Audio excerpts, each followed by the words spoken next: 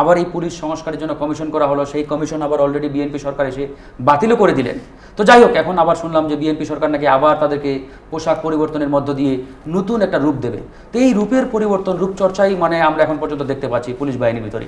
কিন্তু বাস্তবিক অর্থে জনগণকে সহায়তা করা, জনগণের বন্ধু, জনগণের সহায়ক, পুলিশ মানে তো জনগণের সহায়তাকারী, কিন্তু বাস্তবিক অর্থে আমরা তো সেই অর্থে পুলিশকে দেখতে পাচ্ছি না। ক্যাম্পাসে যারা ছাত্র রাজনীতি করেন তারা আরেকটা জিনিসের সাথে পরিচিত আছেন, আরেকটা শব্দের সঙ্গে পরিচিত আছেন, নিশ্চয়ই আপনিও আছেন। এটাকে বলে কি, মানে ক্যাডার পলিটিক্স। মানে এটা কিন্তু বিসিএস ক্যাডার না, এটা হলো যারা আর্মস পলিটিক্সের সঙ্গে সংযুক্ত থাকে, যারা খারাপ। অনেক সময় ক্যাম্পাসের বাইরে থেকেও লোকেরা আসে ক্যাম্পাসে অবস্থান নেয় সরকারি দলে। স্বাভাবিক কারণে সরকারের সবচেয়ে ভালো লোকজন এসে সরকারের পেছনে জড়ো হয় তা কিন্তু না, খারাপ লোকজনও পথ পেতে থাকে মানে সুবিধা আদায়ের জন্য। কিন্তু তার জন্য সকল দোষ সরকারের উপরে মানে চাপিয়ে দিলে জিনিসটা আমার মনে হয়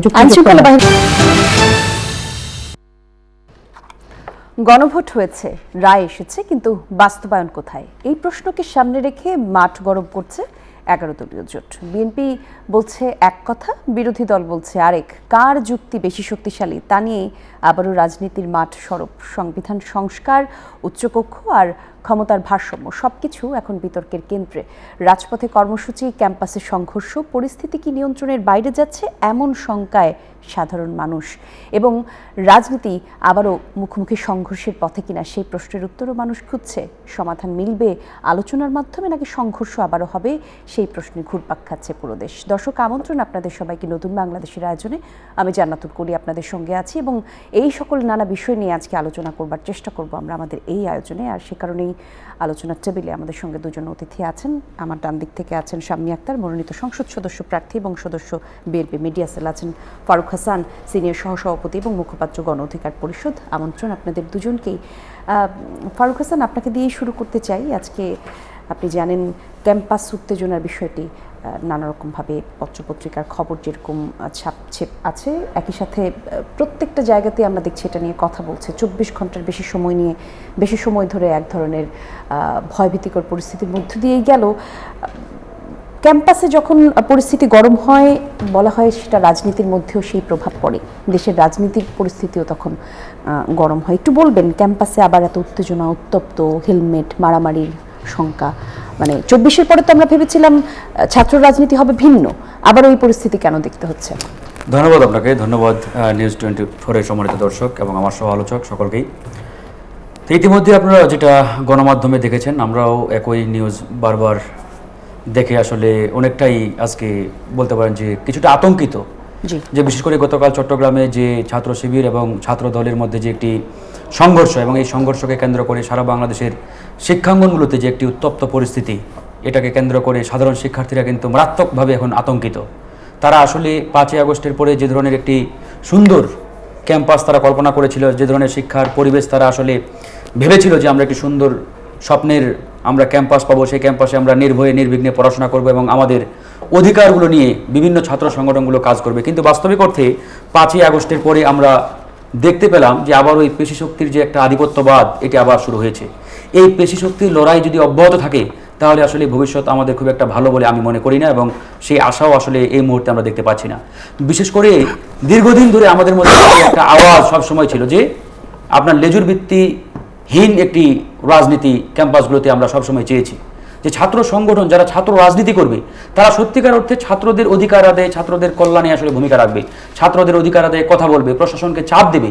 কিন্তু কোনো মূল বা মাদার যে তাদের পলিটিক্যাল পার্টি বা মাদার অর্গান, মূল সেই পলিটিক্যাল পার্টিকে ক্ষমতায় আনার জন্য কিংবা ক্ষমতা থেকে নামানোর জন্য এই ছাত্র সংগঠনগুলো লাঠিয়াল বাহিনীর ভূমিকায় থাকবে, এটা আসলে আমরা কখনোই চাই না, প্রত্যাশাও করি না। কিন্তু বিগত 54 বছরের যে রাজনৈতিক সিলসিলা আমাদের, এই রাজনৈতিক সিলসিলায় কিন্তু আমরা এটাই দেখেছি, যখন যে দল ক্ষমতায় আসছে তাদের ছাত্র সংগঠনগুলোকে ক্যাম্পাসে একটা আধিপত্যবাদের মানে আখড়া হিসাবে মানে প্রতিষ্ঠা করেছে এবং লাঠিয়াল বাহিনীর ভূমিকায় তারা কিন্তু লিপ্ত ছিল।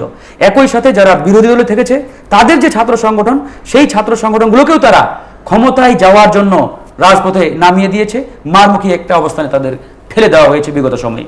তো এরকম একটা পরিবেশের মধ্য দিয়ে বিগত সময়গুলো আমরা পার করেছি। আমরা নিজেরাও ছাত্র রাজনীতির মধ্য দিয়ে উঠে আসছি। আমি নিজেও ঢাকা ইউনিভার্সিটিতে ছাত্র রাজনীতি করেছি, দীর্ঘ 10 বছর আন্দোলন সংগ্রামের মধ্যেই ছিলাম। সুতরাং আমাদের এই যে একটা তিক্ত অভিজ্ঞতা, যখন যে দল ক্ষমতায় থাকে তাদের ছাত্র সংগঠনের যে আধিপত্য, তাদের যে ত্রাসের রাজনীতি, এটা আসলে মারাত্মকভাবে শুধুমাত্র রাজনৈতিক সংগঠন করা নেতা কর্মীদেরই এফেক্ট করে তা কিন্তু নয়, সাধারণ শিক্ষার্থীরাও তাদের এই দাপটে, তাদের এই আতঙ্কে আতঙ্কিত, মানে ত্রাসের রাজত্ব কায়েম করা হয়। তো এই পরিবেশ থেকে আমরা যদি ফিরে না আসি তাহলে তো আসলে ভবিষ্যৎ আমাদের ভালো না। আজকে এই যে দেখেন চট্টগ্রামে যাই হোক, ছাত্র শিবির এবং ছাত্র দলের মধ্যে সংঘর্ষ, এখানে কার দোষ বেশি কার দোষ কম এটা তো আপনারা ইতিমধ্যেই মানে গণমাধ্যমের সেই ভিডিও ফুটেজ নিউজগুলো দেখলেই বুঝতে পারছেন। আমি আসলে সেটা বলতে চাই না, আমি শুধু এতটুকুই বলতে চাই যে 5ই আগস্টের পরে আমাদের বোধোদয় জাগ্রত হলো না কেন, কেন আমরা সেই মানে এটা তো আসলে অতীত বলাটা আসলে ঠিক হবে না।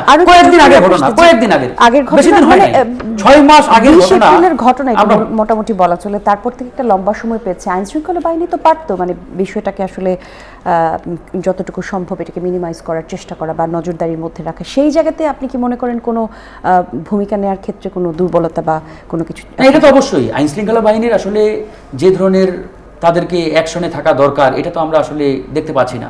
এটা শুধু কালকের ঘটনাই না, বিগত 5ই আগস্টের পরে আইন শৃঙ্খলা বাহিনী তাদের যে রিয়েল মুড, সেই মুডে কিন্তু তারা এখনো আসলে আসতে পারে নাই নানান কারণে। তাদের পোশাক পরিবর্তন করা হলো, এই করা হলো, সেই করা হলো, কত কিছু। আবার এই পুলিশ সংস্কারের জন্য কমিশন করা হলো, সেই কমিশন আবার অলরেডি বিএনপি সরকার এসে বাতিলও করে দিলেন। তো যাই হোক, এখন আবার শুনলাম যে বিএনপি সরকার নাকি আবার তাদেরকে পোশাক পরিবর্তনের মধ্য দিয়ে নতুন একটা রূপ দেবে।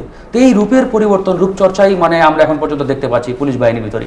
কিন্তু বাস্তবিক অর্থে জনগণকে সহায়তা করা, জনগণের বন্ধু, জনগণের সহায়ক, পুলিশ মানে তো জনগণের সহায়তাকারী। কিন্তু বাস্তবিক অর্থে আমরা তো সেই অর্থে পুলিশকে দেখতে পাচ্ছি না। এই যে চট্টগ্রামে ঘটনা বললেন, ঘটনার পরপরই পুলিশ যদি অ্যাকশনে যাইতো তাহলে কিন্তু এই চিত্রটা হয়তো ভিন্ন রকমও হতো। কিন্তু বাস্তবিক অর্থে আমরা দেখতে পেলাম যে মারামারি হচ্ছে আগে, পুলিশ তাদের পিছনে। মনে হচ্ছে যে পুলিশ আসলে কোনো একটা ছাত্র সংগঠনকে প্রোটোকল দিচ্ছে, যেটা বিগত 15-16 বছর আমরা দেখে আসছি। এই যে প্রোটোকলের রাজনীতি, যে বাহিনীর দায়িত্বটা হচ্ছে জনগণের জানমালের নিরাপত্তা দেওয়া, সেই বাহিনী যখন একটা নির্দিষ্ট ছাত্র সংগঠনকে প্রোটোকল দেয়, তাদের পিছনে তাদেরকে ব্যাকআপ দেয়, সাপোর্ট দেয়, সহায়তা করে, তো সুতরাং সেই জায়গা থেকে তো আসলে জনগণ উপকৃত হবে না। একই রকম না, এটাই তো বললাম, 24-এর পরেই বলছি তো আমি, মানে 5ই আগস্টের পরেই তো এই নেচার পরিবর্তন হয় নাই। আমরা পরিবর্তন চেয়েছিলাম, এই পরিবর্তনের জন্য আসলে পুলিশ সংস্কার কমিশন গঠন করা হলো। সেই পুলিশ সংস্কার কমিশন আলোচনা পর্যালোচনা অনেক কিছু করে সেটার জন্য রিপোর্টও সাবমিট করা হলো। কিন্তু বাস্তবিক অর্থে সেটাকে রেটিফাই না করে, সেটাকে অনুমোদন না দিয়ে বর্তমান এই বিএনপি নেতৃত্বাধীন সরকার এসে কি করলো, পুলিশ সংস্কার কমিশন অধ্যাদেশ একবারে তারা খারিজ করে দিলেন। মানে তারা বলতে চাচ্ছেন যে পুলিশ আলহামদুলিল্লাহ এখন একবারে জান্নাতের হুরদের মতো একটা অবস্থার মধ্যে চলে আসছে, এদের দিয়ে আর কোনো খারাপ কাজ হবে না, এরকম একটা অবস্থা। ধন্যবাদ। তা না হলে তো আসলে এই পুলিশ সংস্কার কমিশন কোনোভাবেই বাতিল করার কথা না, কারণ তারা জানি যে এই পুলিশ বাহিনী বিগত 17 বছর কিভাবে বিএনপি নেতাকর্মীদের বুকে গুলি চালিয়ে হত্যা করেছে, কিভাবে বিএনপির মিটিং মিছিলে সভা সমাবেশে বেআইনিভাবে সংবিধান লঙ্ঘন করে হামলা চালিয়েছে। তারপরে এই বাহিনীকে সংস্কারের জন্য বিএনপির কোনো উদ্যোগ নেই। আমরা একটু শুনি শাম্মী আক্তার, একটু বলবেন এই যে গুপ্ত লেখাকে কেন্দ্র করে ছাত্রদল এবং ছাত্র শিবিরের মধ্যে যে সংঘর্ষের পরে পত্রিকায় ছাপা হয়েছে যে অন্তত উভয় পক্ষের 20 জন আহত হওয়ার খবর পেয়েছে। সরকারি দলের ছাত্র সংগঠন যখন কোনো অপরাধে অথবা এই ধরনের কোনো সংঘর্ষে যুক্ত হয়, তখন সেই দায় সরকারের উপরও বর্তায়, বা সরকারি দলের ছত্রছায়ায় যখন কোনো দল অথবা কেউ থাকে তখন সেই দায় সরকারের উপরও বর্তায়। এই যে আইন শৃঙ্খলা বাহিনীর নিজেদের কাজের জায়গা থেকে যেই অভিযোগ করলেন ফারুক হাসান সেটি, এবং এই পুরো ঘটনায় সরকারকে একটু আমরা কি বলতে পারবো যে উনি নিজের দায়িত্বটা ঠিকঠাকভাবে পালন করা, বা ছাত্র দলের যারা আছে তাদেরকে, অভিযুক্ত যারা আছে তাদেরকে খুঁজে বের করার চেষ্টা, এমন কোনো তথ্য আপনারা পেয়েছেন কিনা? ধন্যবাদ আপনাকে। সহ আলোচক যিনি আছেন অনেক ভালো বলেছেন, তাকেও অনেক ধন্যবাদ, শুভেচ্ছা, এবং দর্শকদেরকে অনেক শুভেচ্ছা। দেখুন, প্রথমে আমি ছাত্র রাজনীতি নিয়ে বলতে চাই। ছাত্র রাজনীতি নিয়ে বলেন, ওই ছাত্র রাজনীতি করে এসেছেন ঢাকা বিশ্ববিদ্যালয়ে, আন্দোলন সংগ্রামের মধ্য দিয়ে আমারও জন্ম হয়েছে। ঢাকা বিশ্ববিদ্যালয়ের রোকেয়া হলের সভাপতি ছিলাম ছাত্র দলে, এবং দীর্ঘ বছর আমি ঢাকা বিশ্ববিদ্যালয় ক্যাম্পাসের রাজনীতির সঙ্গে যুক্ত ছিলাম, ছাত্র রাজনীতির সঙ্গে। আজকে জাতীয় রাজনীতির সঙ্গে যুক্ত আছি, করছি। দেখুন, আমরা যদি সেই 52 সালে চলে যাই, আমরা যদি 71-এ চলে যাই, সূত্রপাতটা কিন্তু ছাত্ররাই শুরু করে, সেখান থেকেই পরে সেটা কিন্তু স্ফুলিঙ্গ ছড়িয়ে পড়ে, দাবানল ছড়িয়ে পড়ে সারা দেশে। সেটা ঠিক আছে, যত অর্জন 90-এর গণ অভ্যুত্থান বলেন, এই অর্জনগুলো কিন্তু ছাত্ররাই কিন্তু এর সূচনা করে। 24-এর গণ অভ্যুত্থান বলেন, এই ছাত্ররাই কিন্তু এটার সূচনা করেছে। করে, ভালো কিছু করে, এর মধ্যে বিচ্ছিন্ন ঘটনাগুলো যেগুলো ঘটে সেগুলোও ঘটে। কিন্তু তার মানে তো এই নয় যে ছাত্ররা ভালো কিছুর সূচনা করতে জানে না, ছাত্ররা দেশের জন্য ভালো কিছু বয়ে আনে না। অবশ্যই ছাত্ররা দেশের জন্য ভালো কিছু বয়ে আনে। আজকে যিনি রাজনীতি করে এই জায়গায় বসে আছেন আলোচক, আমি বসে আছি, আমরাও ছাত্র রাজনীতি করে যেহেতু এসেছি, আমি মনে করি ছাত্র রাজনীতি সবসময় যে খারাপ কিছু নিয়ে আসে এটা ঠিক না। ছাত্র রাজনীতির ভালো যে দিকটা আছে এটাকে যদি আমরা চর্চা করি, এটাকে যদি এগিয়ে নিয়ে যাই, সেটা ভালো জিনিস দিতে পারে সমাজকে। এখন আসেন ক্যাম্পাসে যারা ছাত্র রাজনীতি করেন তারা আরেকটা জিনিসের সাথে পরিচিত আছেন, আরেকটা শব্দের সঙ্গে পরিচিত আছেন, নিশ্চয়ই আপনিও আছেন। এটাকে বলে কি মানে ক্যাডার পলিটিক্স, মানে এটা কিন্তু বিসিএস ক্যাডার না, এটা হলো যারা আর্মস পলিটিক্সের সঙ্গে সংযুক্ত থাকে, যারা খারাপ। অনেক সময় ক্যাম্পাসের বাইরে থেকেও লোকেরা আসে ক্যাম্পাসে অবস্থান নেয় সরকারি দলে। স্বাভাবিক কারণে সরকারের সবচেয়ে ভালো লোকজন এসে সরকারের পিছনে জড়ো হয় তা কিন্তু না, খারাপ লোকজনও পথ পেতে থাকে মানে সুবিধা আদায়ের জন্য। কিন্তু তার জন্য সকল দোষ সরকারের উপরে মানে চাপিয়ে দিলে জিনিসটা আমার মনে হয় আইন শৃঙ্খলা বাহিনীর কথা, আইন শৃঙ্খলা রক্ষাকারী বাহিনীর কথাও আমি আসছি। আইন শৃঙ্খলা রক্ষাকারী বাহিনী এই মুহূর্তে আমি যেটুকু জানি যে পুলিশের মধ্যে একটা কিন্তু দেখবেন যে ওদের মধ্যে আত্মহত্যার প্রবণতা মানে ইতিমধ্যে একটু ডেভেলপ করেছে। তারা অনেকেই দেখা যাচ্ছে যে কর্তব্যরত অবস্থায় তারা দেখা যাচ্ছে যে আত্মহত্যা করছে, তাদের নিজস্ব গান ব্যবহার করে আত্মহত্যা করছে। এই যে জিনিসগুলো, তাদের যে মানবিক বিবেচনায় তাদের যে নিডসগুলো, তাদের যে প্রয়োজনগুলো আমাদের সরকারগুলো সেগুলো পূরণ করতে পারছে কিনা, কি কারণে পুলিশ কারাপশনে জড়িয়ে যাচ্ছে, কি কারণে পুলিশ অর্থনৈতিকভাবে দুর্বৃত্তপনায় লিপ্ত হচ্ছে বা মানুষের উপরে চড়াও হচ্ছে, এই বিষয়গুলো খতিয়ে দেখা দরকার। এবং সেই অনুযায়ী পুলিশের যে চাহিদা, তাদের সেই চাহিদাগুলো আমরা মিট আপ করতে পারছি কিনা, আমরা সরকার মিট আপ করতে পারছি কিনা, এই জিনিসগুলোকে গুরুত্ব দিতে হবে। দিয়ে যদি সেই পুলিশ আমাদেরকে সার্ভ করতে না পারে দেশ এবং জাতিকে, তাহলে তখন সেটার কি ব্যবস্থা নেওয়া যায় সেটা তখন দেখা যাবে। এবং যারা হত্যাকাণ্ড ঘটিয়েছে, উনি যেটা বলছিলেন যে পুলিশ সংস্কার কমিশন বাতিল করা হয়েছে, মানে বিএনপি কোনো ব্যবস্থা নিচ্ছে না, তারা হচ্ছে আপনার কি মানে এইটা কেন বাতিল করলো, ওনার সেই প্রশ্নটা ছিল। দেখুন, পুলিশ সংস্কার কমিশন বাতিল মানেই যে যারা হত্যাকাণ্ডে জড়িত ছিল তাদের বিচার হবে না এটা কিন্তু নয়। বিএনপি সরকার বারবারই বলছে যারা এই হত্যাকাণ্ডের সঙ্গে জড়িত ছিল, যারা প্রকৃত অপরাধী, তাদেরকে শাস্তির আওতায় আনা হবে, তাদেরকে শাস্তি বিধান করা হবে। বিএনপি গত 17 বছরে যত অন্যায় হয়েছে, খুন, গুম, ধর্ষণ, আপনার এই যে অপরাধগুলো সংগঠিত হয়েছে, এই অপরাধগুলোর সঙ্গে যারা সংশ্লিষ্ট পুলিশ কর্মকর্তা বলেন বা রাজনৈতিক ব্যক্তি বলেন, যারাই জড়িত আছেন, সেটা যদি প্রমাণিত হয় তাদেরকে অবশ্যই শাস্তির আওতায় আনা হবে এবং শাস্তি বিধান করা হবে। এই ব্যাপারে বিএনপি এক চুলও কিন্তু তাদের জায়গা থেকে বিচ্যুত হয়নি এবং হবে না ইনশাআল্লাহ। সেটা বারবারই আমাদের মাননীয় প্রধানমন্ত্রী জনাব তারেক রহমান উনি বারবারই সেটা বলছেন, উনি বারবারই সেটা এনশিওর করার চেষ্টা করছেন যে আমরা মানে কোনো অন্যায়কে কখনোই প্রশ্রয় দিব না। আরেকটা বিষয় উনি বলছিলেন যে হচ্ছে কি বলে হচ্ছে মূলত বলছিলেন যে সরকারের দায়িত্বের জায়গা থেকে না, সেটা তো আমি বললাম যে পুলিশের বিষয়ে উনি বলেন। আরেকটা পুলিশের রূপসজ্জার কথা বললেন, বারবার পোশাকের কথা উনি বলছেন, রাইট, পুলিশের পোশাকের কথা বলেছেন, রূপ বদলের কথা বলেছেন। আমরা শুধু নেগেটিভ বিষয়গুলোকে সামনে নিয়ে আসব, আমি এটার পক্ষে নই। আমাদেরকে পুলিশেরও সমস্যাগুলোকে খতিয়ে দেখতে হবে, তাদের কি চাহিদা আছে সেগুলো মিট আপ করতে হবে। কিন্তু এখন আসলে আমরা যে জায়গাটায় আছি তখন সময়ে এখন আমরা বাংলাদেশে যে পরিস্থিতিতে আছি 24-এর পরে, এখন তো আসলে খুব বেশি আমাদের মানে এখন আমাদের সংগঠিত হওয়ার সময়, দেশের মানুষ, বিরোধী দল, সরকার দলীয় জোট অথবা যে কোনো পর্যায় থেকে সর্বসাধারণ মানুষের আসলে সংগঠিত হওয়া উচিত। যেই ছাত্রদের উপর ভর করে বাংলাদেশ একটা নতুন বাংলাদেশের দিকে যাচ্ছিল। আমি আসছি সেই দিকটায়। দেখেন যে পুলিশের যে পোশাকের কথা উনি বললেন, দেখুন পুলিশের পোশাকটা গত সরকার যেটা চেঞ্জ করেছে, এটা কি কোনো পোশাকের মধ্যে পড়ে? এটা কি দেখলে মনে হয় যে আমাদের দেশের পুলিশের পোশাক এরকম হওয়া উচিত? মানে দেখে তো ভালো লাগার কোনো কিছু তো দেখতে পাচ্ছি না। ছাত্র রাজনীতির কথায় যদি আসেন, ছাত্র রাজনীতি মানে আপনি শুধু দোষারোপ করেই যাবেন, ভালো কিছু আপনি খুঁজবেন না, সেটাও তো ঠিক না, তাই না? তো সেই ক্ষেত্রে আমার মনে হয় যে আমরা একটা সরকার দায়িত্ব নিয়েছে, এখনই যদি আমরা মারামারি কাটাকাটি করে এখনই সরকার, উনি বলছিলেন যে ছাত্রদেরকে লাঠিয়াল হিসাবে ব্যবহার করা হয়। নো, আমি এটার সাথে একমত না। ছাত্ররা লাঠিয়াল হবে কেন? ছাত্ররা মানে অনেক বেশি পরিষ্কার রক্ত ছাত্রদের মধ্যে থাকে, ছাত্রদের বুকে আগুন থাকে, দাহ থাকে। সেই দাহ তো প্রতিবাদ করে, তারা প্রতিবাদ করতে মানে জানে ছাত্ররা, এবং তরুণরাই পারে একটা কিছু মানে চেঞ্জ মেকার বলতে যেটাকে বোঝায়, সেটা তরুণরাই পারে একটা চেঞ্জ নিয়ে আসতে। সেই জায়গাটায় এই প্রতিবাদী যে ছাত্ররা আছে তাদেরকে আপনি যদি লাঠিয়াল বাহিনী হিসেবে বলেন, তাহলে আমার তো মনে হয় সেই কলঙ্ক আমাদের গায়েও কিছুটা লেপন হয়। আমরা নিজেরা যারা ছাত্র রাজনীতি করেছি, প্রতিবাদ করেছি, প্রতিরোধ করেছি, সকল অন্যায়ের বিরুদ্ধে দাঁড়িয়েছি, তা আমরা কি মানে লাঠিয়াল বাহিনী হিসেবে ব্যবহৃত হয়েছি? নো, আমি সেটা মনে করি না। আমার বাবা যখন মুক্তিযুদ্ধে গিয়েছেন, তিনি তখন ইন্টারমিডিয়েটের কি বলে ফার্স্ট ইয়ারে পড়েন তিনি তো উনি একজন কলেজ ছাত্র ছিলেন। উনি কি লাঠিয়াল বাহিনী হিসেবে মুক্তিযুদ্ধে গিয়েছিলেন? নো, উনি এই দেশ রক্ষায় গিয়েছিলেন।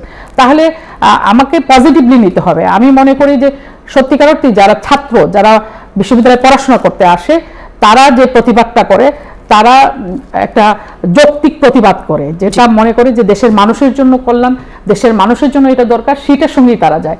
এখন ক্যাম্পাসের বাইরে যারা আছে, টুকাইরা এসে যদি ক্যাম্পাসে অবস্থান নেয়, ক্যাডাররা এসে যদি অবস্থান নেয়, এবং তারা যদি কোনো কিছুর সঙ্গে লাঠিয়াল বাহিনী হিসেবে ব্যবহৃত হয়, সেটা সেই কলঙ্ক তো ছাত্ররা নেবে না। সেই কলঙ্ক ছাত্রদের গায়ে লেপন করাটা ঠিক হবে না বলে। ধন্যবাদ আপনাকে। সামনে একটা প্রশ্ন ছিল যে এত মানে সময় ছিল কিনা, এই যে দ্বন্দ্বের ঘটনাটা ঘটলো, যে ঘটনা বড় হলো, পরদিন পর্যন্ত গড়ালো, সময় ছিল কিনা এই ঘটনাকে মিনিমাইজ করা? প্রশাসন নজর দিলে এটা আরো ছোট হতে পারতো কিনা?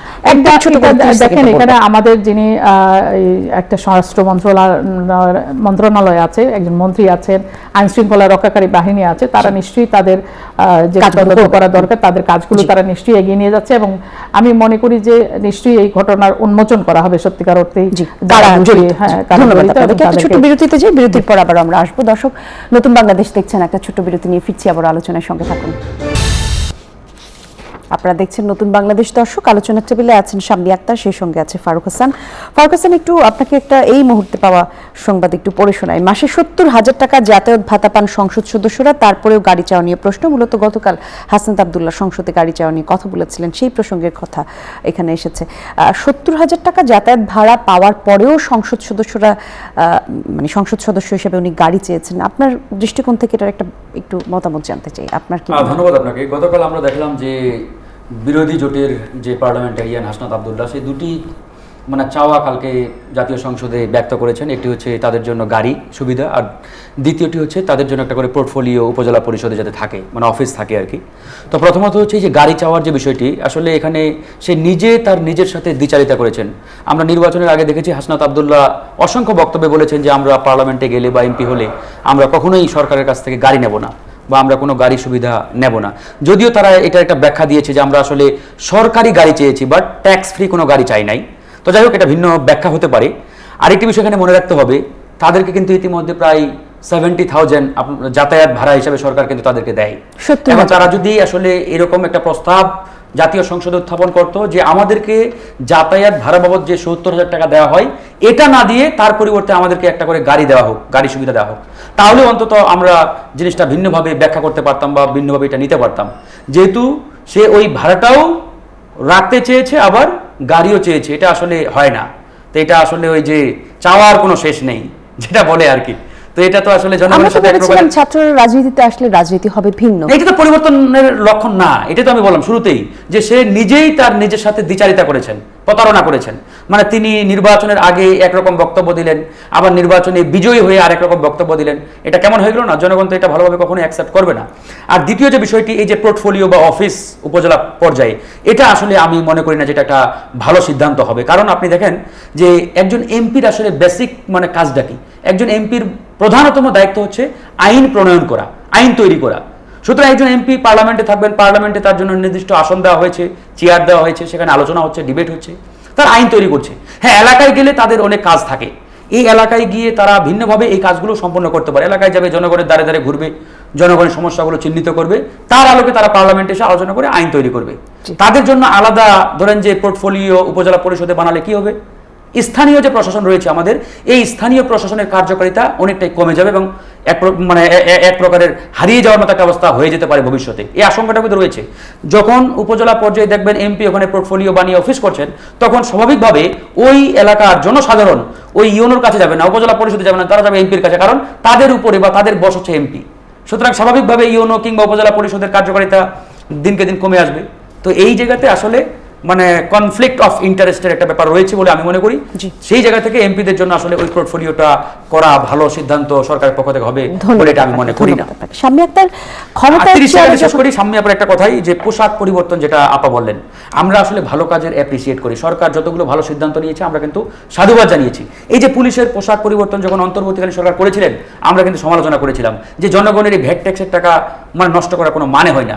পুলিশের কি পরিবর্তন করতে হবে? নৈতিকতা, নেচার, মানসিকতার পরিবর্তন করেন। ওই পুলিশের পোশাক পরিবর্তন করে কখনোই জনগণের কল্যাণ আপনারা বয়ে আনতে পারবেন না।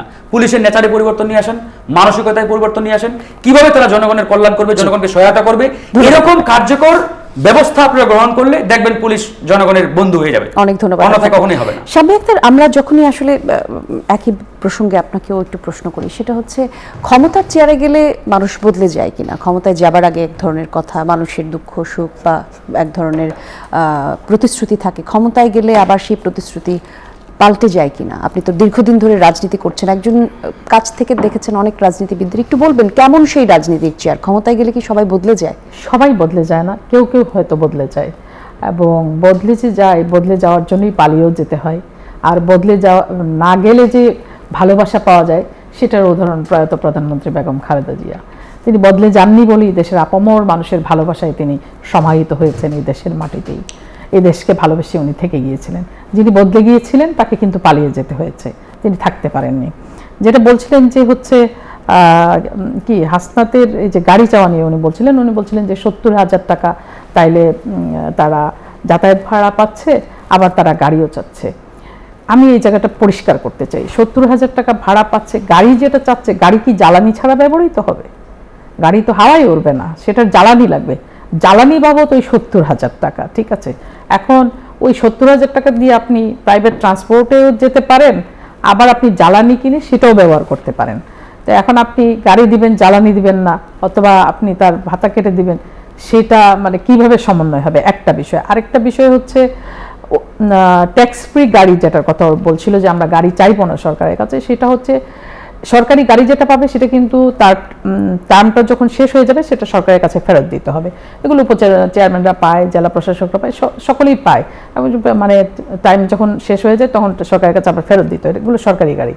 আর যেটা হচ্ছে ট্যাক্স ফ্রি গাড়ি, সেটা হচ্ছে আপনি গাড়িটা কিনবেন নিজের পয়সায়, কিন্তু ট্যাক্সটা যেটা সেটা মওকুফ করে দেওয়া হবে। আপনি উইদাউট ট্যাক্স ওই গাড়িটা আপনি নিজের পয়সায় কিনতে পারবেন, গাড়িটা আপনার নিজের হয়ে যাবে। তাইলে এখানে দেখেন তফাৎ আছে, কারণ সরকারি গাড়িটা আপনার নিজের হবে না, কিন্তু ট্যাক্স ফ্রি গাড়িটা কিন্তু আপনার নিজের হবার সুযোগ আছে। আপনি নিজের পয়সায় কিনবেন এবং এটা আপনার নিজের। ট্যাক্স ফ্রি গাড়ি বোধহয় তারা চায়নি, তারা চেয়েছে সরকারি গাড়ি। অফিসের কথা তিনি বলেছেন যে ওইখানে পোর্টফোলিও হইলে মানুষ হচ্ছে ইউনের কাছে যাবে না, এমপির কাছে যাবে। এইটাও সঠিক না। এমপির কাছে যারা যাবার তারা এখনো যাচ্ছে, তখনও যাবে, তাদেরকে আটকায় রাখা যাবে না। এমপি যখনই বাড়িতে যাবে তখনই মানুষ যাবে, সেটা দিনে রাতে 24 ঘন্টা। আপনি জানেন নিশ্চয়ই, আপনি যেহেতু রাজনীতি করেন, সেখানে আপনি রাত 12টার পরেও কিন্তু মানুষ আপনার কাছে আসবে, তার প্রবলেম নেই, কিছু করার নেই। আপনি রাজনীতি করছেন মানে হচ্ছে আপনি 24 ঘন্টা সার্ভ করতে বাধ্য। মানুষ সেরকমই মনে করে আর কি। তো সেগুলো, এই বিষয়গুলো এইরকম ভাবে দেখলে আমার মনে হয় যে সমস্যাগুলো আর ওইভাবে থাকে না। খালি সমালোচনা করলে তো হবে না। মাত্র একটা নতুন সরকার দায়িত্ব নিয়েছে, 2 মাস হয়েছে, আপ্রাণ চেষ্টা করছে। এবং আমাদের যিনি মাননীয় প্রধানমন্ত্রী, তিনি কিন্তু বদলে যাননি। তার যে নির্বাচনী প্রতিশ্রুতি ছিল সেগুলো নির্বাচনী প্রতিশ্রুতির জায়গায় নিয়ে আসবো। প্রশ্ন আছে, আমি প্রশ্নটা নিয়ে আসছি। একটা ছোট্ট বিরতি নিতে হচ্ছে আরো একবার। দর্শক, নতুন বাংলাদেশ দেখছেন, আর একটা বিরতির পর আমরা ফিরছি। সরাসরি সম্প্রচারিত হচ্ছে আমাদের সোশ্যাল মিডিয়ার, সঙ্গেই থাকুন। শেষ বিরতির পর আমন্ত্রণ, আপনারা দেখছেন নতুন বাংলাদেশ। দর্শক, স্টুডিওতে আছেন ফারুক হাসান, আছেন শাম্মী আক্তার। ফারুক হাসান, আপনার কাছে বলবো, বিরতিতে যাবার আগে শাম্মী আক্তার বলছিলেন নির্বাচনী ইশতেহারের কথা, যে বিএনপি তার নির্বাচনী ইশতেহারে যা যা কথা আছে সবকিছু অক্ষর অক্ষরে পালন হবে। শুধু নির্বাচনী ইশতেহারের কথা যদি আমরা বলি, ইশতেহারের কথা পালন হচ্ছে, কৃষক কার্ড, ফ্যামিলি কার্ড দিচ্ছে সরকার, কথা পালন হচ্ছে, কিন্তু লোডশেডিং হচ্ছে গ্রামে, সেই খবর রাখছে কিনা সেটি একটি প্রশ্ন। পত্রিকার পাতা থেকে আজকের খবর আপনাকে পড়ে শোনাই। বিদ্যুৎ খাতের কথা বলা হচ্ছে, জ্বালানির অভাবে বিদ্যুতের উৎপাদন কম, বরাবরের মতো লোডশেডিংয়ে পুরো গ্রামই থাকছে অন্ধকারে, ঘন্টার পর ঘন্টা গ্রামের সেচ ব্যাহত হচ্ছে, গরমে ভুগছে সাধারণ মানুষ, হাম পরীক্ষার যে কিটের স্বল্পতা সেটিও নাকি সরকার কাটানোর চেষ্টা করছে। অর্থাৎ ইশতেহারে যে যে জিনিস আছে সেগুলোর প্রায়োরিটি দিয়ে বাকি যে অসুবিধাগুলো আছে সেগুলো কি পিছিয়ে পড়ছে কিনা একটু আপনি আপনার দৃষ্টিকোণ থেকে ব্যাখ্যা করার চেষ্টা করবেন। ধন্যবাদ আপনাকে। প্রথমে বলে রাখি, এই সরকারের মেয়াদ কিন্তু মাত্র 2 মাস ইতিমধ্যে হয়েছে সম্পূর্ণ। তো এই 2 মাসে সরকার সকল সমস্যার সমাধান করতে পারবে এটা আমরা বিশ্বাস করি না, আর বিশ্বাস করতে চাইও না। এটা জনগণও বুঝে যে সবেমাত্র একটা শিশু যেমন তার কাছ থেকে প্রত্যাশা করাটা অস্বাভাবিক, ঠিক একইভাবে সরকারের এই 2 মাসের মধ্যে সকল সমস্যার সমাধান করে ফেলবে এটাও সঠিক না। কিন্তু আসলে প্রবলেমটা কথা জানেন, আমাদের এই যে রাজনীতিতে ট্রান্সপারেন্সির যে একটা বড় ধরনের অভাব, মানে আমরা যে পলিটিক্যালি ট্রান্সপারেন্ট না, that is the big problem. যেমন ধরেন আমাদের এই জ্বালানি সংকট নট অনলি আমাদের দেশের, এটা একটা মানে এটা একটা গ্লোবাল প্রবলেম এই মুহূর্তে, সারা পৃথিবী এটাতে জর্জরিত। সেই জায়গা থেকে আপনি আসলে জনগণকে সঠিকভাবে এই মেসেজটা দিতে পারছেন না, যেহেতু এটা একটা বৈশ্বিক সমস্যা, একটা গ্লোবাল প্রবলেম, সুতরাং এই বৈশ্বিক সমস্যাটা সমাধান করতে আপনাদের এই সহায়তাটা প্রয়োজন। কিন্তু আমরা বাস্তবতা কি দেখছি, পার্লামেন্টে দাঁড়িয়ে এক একজন মন্ত্রী বলছেন আমাদের তেলের পর্যাপ্ত মজুদ রয়েছে, আরেকজন মন্ত্রী লাফিয়ে উঠলেন বললেন যে আমাদের 3 মাসের মজুদ আছে, কেউ বললেন আমাদের কোনো সমস্যা নেই, জ্বালানি আমাদের পর্যাপ্ত। আরেকদিকে পার্লামেন্টের পাশেই তেলের পাম্প, সেখানে গিয়ে দেখি আমরা 15 কিলোমিটার, 10 কিলোমিটার, 5 কিলোমিটার লম্বা গাড়ির লাইন। এই যে রাজনীতিবিদদের একটা মিথ্যা বলার একটা প্রবণতা, রাজনীতিবিদদের যে জনগণের চোখে ধুলা দেওয়ার একটা প্রবণতা, এখান থেকে বেরিয়ে আসতে হবে। এই রাজনীতিবিদরা যদি সঠিক অর্থে সঠিকভাবে জনগণকে সঠিক মেসেজটা দিতে পারতো, তাহলে জনগণ কিন্তু সঠিকভাবেই নিত যে ইয়েস, এটা তো আমাদের একা প্রবলেম না ভাই, এটা সবার। সুতরাং এই প্রবলেম শুধু বিএনপি সরকারের মাধ্যমে সমাধান সম্ভব এটা আমরা বিশ্বাস করি না। এই প্রবলেম সমাধান করার জন্য বিরোধী দল, জনগণ সবার সাপোর্ট দরকার, আর জনগণ এবং আমরা সাপোর্ট দিতে সবসময় প্রস্তুত। আরেকটা কথা বললেন ফার্মার্স কার্ড, ফ্যামিলি কার্ড। হ্যাঁ, আমি যখন এই কার্ডগুলো উদ্বোধন করা হয় আমি সেদিনই বলেছিলাম এই কার্ডগুলোর যে উদ্দেশ্য এটা আসলে মানে অত্যন্ত মহৎ একটা উদ্দেশ্য, যদি সঠিক মেকানিজমের মধ্য দিয়ে সরকার এগুলোকে বাস্তবায়ন করতে পারে। আজকে দেখেন এই যে ফার্মার্স কার্ড, আমি ফার্মার্স কার্ডের সমালোচনা করেছি। কেন করেছি? যে যেদিন জনাব তারেক রহমান সাহেব ফার্মার্স কার্ড উদ্বোধন করলেন সেদিন ওনাকে বলেছিলাম যে আমি ফারুক হাসান, আমি কৃষকের সন্তান, আমার বাবা কৃষক, আমি জানি কৃষকদের সমস্যাটা কোথায়। আমার কৃষকরা এই মুহূর্তে সবচেয়ে বড় যে প্রবলেমে রয়েছে সেটা হচ্ছে তারা সঠিকভাবে খোলা মার্কেটে সার পাচ্ছে না। বিগত আওয়ামী লীগের শেষ দিকে সম্ভবত অন্তর্বর্তীকালীন সরকারের আমল থেকে সারের একটা ডিলার পদ্ধতি করে দেওয়া হয়েছে। এই ডিলার পদ্ধতির কারণে এক একজন কৃষক ডিলারের পিছনে দৌড়াইতে দৌড়াইতে জুতার তলা ক্ষয় করে দিচ্ছে, কিন্তু সার পাচ্ছে না। আমার কৃষক ভাইরা বলে ভাই আমাদের এই ডিলার ফিলার বাদ দেন, আমাদেরকে খোলা মার্কেটে সার দেন, প্রয়োজনে আপনি সারের বস্তায় 200 টাকা বেশি বাড়ান, তারপরে খোলা মার্কেটে আমরা যাতে অ্যাভেলেবল সারটা পাই। এই জন্য আজকে কৃষকরা আওয়াজ তুলেছে যে আমরা ফার্মার্স কার্ড মার্ট চাই না, আমাদেরকে খোলা বাজারে সার দেন, ডিজেল দেন, আমরা যাতে উৎপাদনটা সঠিকভাবে করতে পারি। কিন্তু আপনারা সেদিকে ফোকাস দেন নাই, আপনারা ফোকাস দিচ্ছেন এই যে মুখরোচক, আমরা মাঝে মাঝে বলি না মুখরোচক জিনিস যতই খাইতে টেস্ট হোক স্বাস্থ্যের জন্য ভালো নয়, এরকম আপনি ওই লোক দেখানো যতই উদ্যোগ গ্রহণ করেন না কেন এগুলো কখনো সাস্টেইনেবল হবে না। যার বাস্তব প্রমাণ আমরা ফার্মার্স কার্ড আর ফ্যামিলি কার্ড আজকে দেখতে পাই। আপনার মতামত শুনবো। অনেক কিছু বললেন আপনার সহ-আলোচক। অনেক কিছু বললেন। দেখেন জ্বালানি সংকট নিয়ে ইতিমধ্যে সরকার কিন্তু অনেকগুলো সিদ্ধান্ত নিয়েছে। তার মধ্যে দেখেন যে সরকারি বেসরকারি অফিসগুলো সকাল 9টা থেকে বিকাল 4টা পর্যন্ত চলবে। তারপরে আছে ব্যাংকিং কার্যক্রম চলবে সকাল 9টা থেকে বিকাল 3টা আমরা পর্যন্ত। অবগত। আচ্ছা, এগুলো যে আপনারা অবগত, তারপরেও আপনারা কিন্তু সমালোচনা করছেন। সরকার তো আন্তরিকভাবে চেষ্টা করছে এই প্রবলেমগুলো সলভ করার, কিন্তু বাংলাদেশের মানুষের একটা টেন্ডেন্সি আছে কোনো কিছু মানে যখন মনে করে যে এটা মনে সংকট তৈরি হতে পারে, আপনি সেটা শুধু তেল নয়, আপনি যদি মনে করেন যে আচ্ছা চাল মনে হয় মানে শর্ট পড়তে পারে, চাল কিনতে হবে, দেখবেন সবাই হুমড়ি খেয়ে ওই যে আপনার বড় বড় যে শপিং মলগুলো আছে, গ্রোসারি শপগুলো আছে, লাইক ধরেন চালের বাজারে বা আপনার ধরেন স্বপ্ন, এগুলোতে দেখবেন যে সবাই হুমড়ি খেয়ে পড়বে এবং কেউ 1 প্যাকেট 2 প্যাকেট কিনে খানতে হবে না, চাইবে পারলে 20 প্যাকেট 40 প্যাকেট নিয়ে চলে যাবে। জনগণকে তো সহযোগিতাটা করতে হবে। সরকার দাম বাড়ায়নি, বিশ্বের সকল দেশেই কিন্তু দাম বেড়েছিল, তাহলে সরকার দাম বাড়ায়নি। সরকার চেয়েছে জনগণের মানে কষ্টটা মানে যাতে লাঘব হয়, সেই জন্য দাম কম রেখে সেই চেষ্টাটা করেছে। পরে বাধ্য হয়ে কিছু দাম বাড়ানো হয়েছে, কিন্তু সরকারের আন্তরিকতার তো কোনো অভাব নাই। সেটা মুখরোচক কোনো কিছু বিএনপি সরকার করছে না। বিএনপি সরকার আন্তরিকভাবেই চাচ্ছে বাংলাদেশের মানুষের সমস্যাগুলোকে সমাধান করবার জন্য তারা কাজ করে যাচ্ছে, এবং ইনশাআল্লাহ এই 5 বছরে বিএনপি সরকার অবশ্যই যেই প্রতিশ্রুতি দিয়েছে সেগুলো অবশ্যই সমাধান করবে। ধন্যবাদ আপনাদের দুজনকে, অসংখ্য ধন্যবাদ আমাদেরকে সময় দেওয়ার জন্য, এবং নতুন বাংলাদেশ দেখছেন যারা, অসংখ্য ধন্যবাদ আপনাদেরকেও। কাল আবারও একই সময় দেখা হবে, সে পর্যন্ত ভালো থাকবেন সবাই।